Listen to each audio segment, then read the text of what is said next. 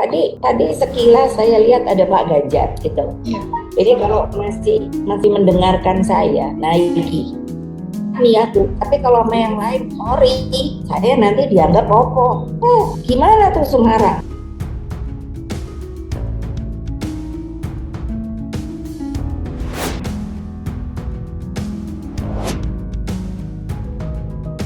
Relawan itu konotasinya adalah gotong royong.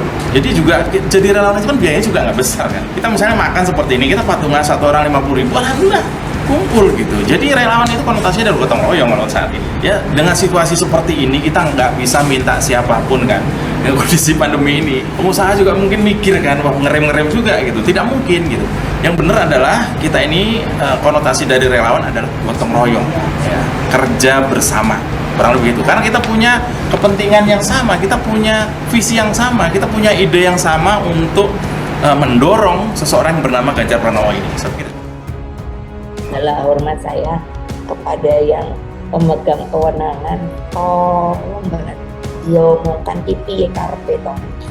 Jadi kalau menurut saya yang paling harus amati itu adalah kenaikan air laut, dan itu harus diberitakan ke wilayah-wilayah kepulauan kita, ke daerah-daerah yang kemungkinan kan sekarang ada istilah ROP lah apa gitu ya. Kalau udah diomongi nggak percaya juga ya saya tidak tahu ya. Tadi sekilas saya lihat ada Pak Ganjar gitu. Iya.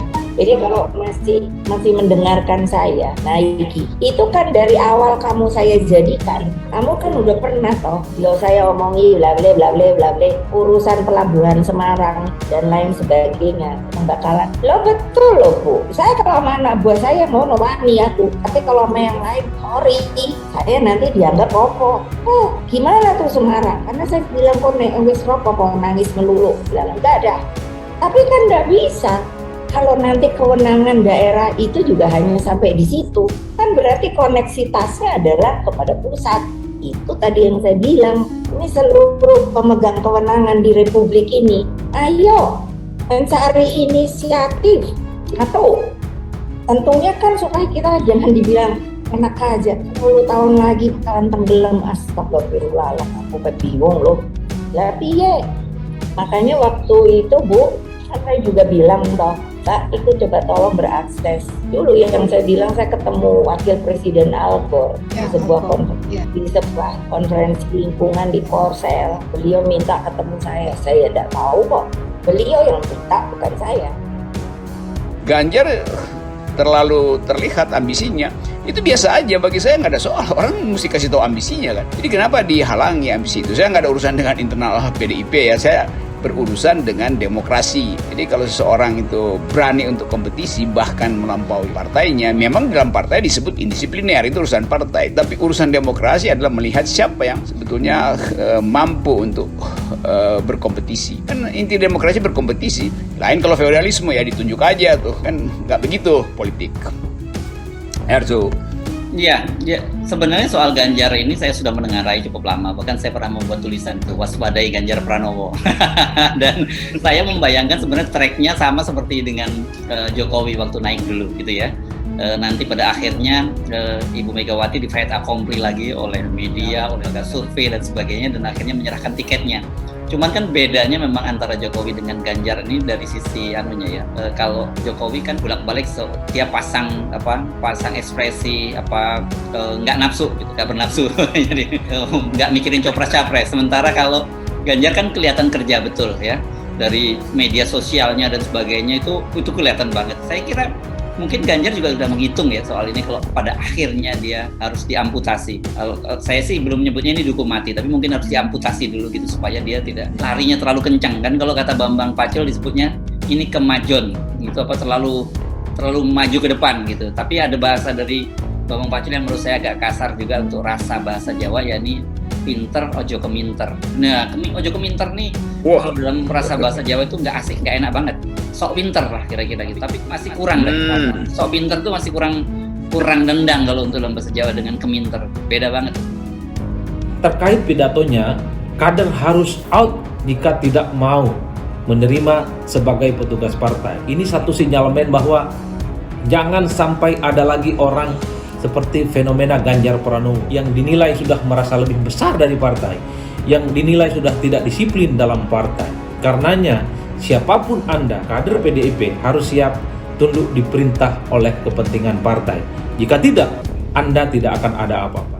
Kultur Jawa itu kalau diberi tugas sama komandannya kan Ibu Megawati Soekarno Putri. Jadi Mas Ganjar ini diberi tugas untuk menjadi Gubernur Jawa Tengah, Kepala Daerah Jawa Tengah. Pak Ganjar kalau pengen jadi presiden boleh nggak? Jawabannya pasti boleh, ya tak?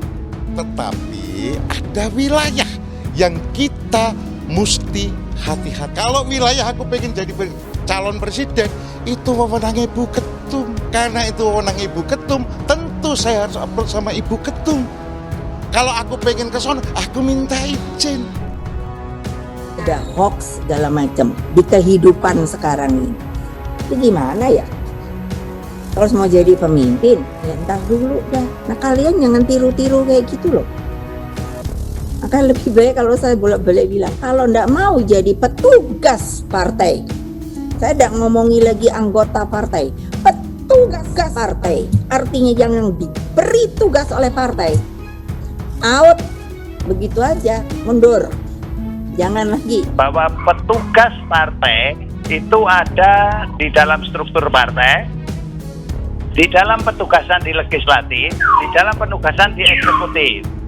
Nah, sehingga kalau Ibu selalu menyampaikan itu, saya selalu menyampaikan terlebih dahulu bahwa saya ini adalah petugas partai. Petugas partai yang ditugasi untuk berkompetisi meraih sebuah kekuasaan untuk kesejahteraan rakyat.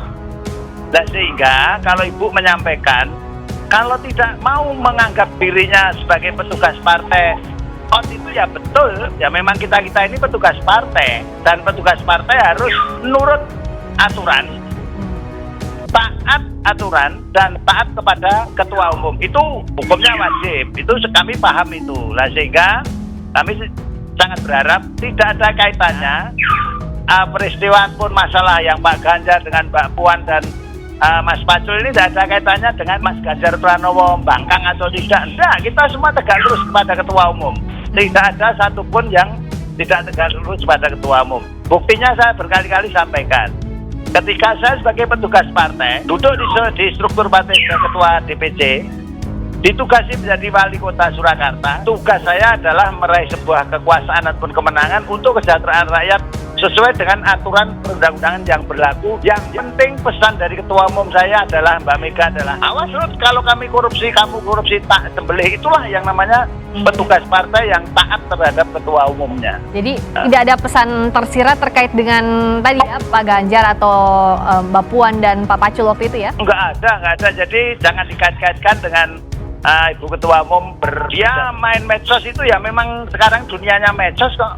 Jadi kalau ada hal-hal yang sekiranya itu dianggap kelewatan dan sebagainya, saya kira ini sudah selesai kok. Sudah tidak ada persoalan antara Mas Pacul, Pak Ganjar, dan Mbak Puan. Dan dari pengamatan saya sendiri, tetap tegak lurus kepada Ketua Umum. Perintah Ketua Umum apa, itu yang harus dijalankan.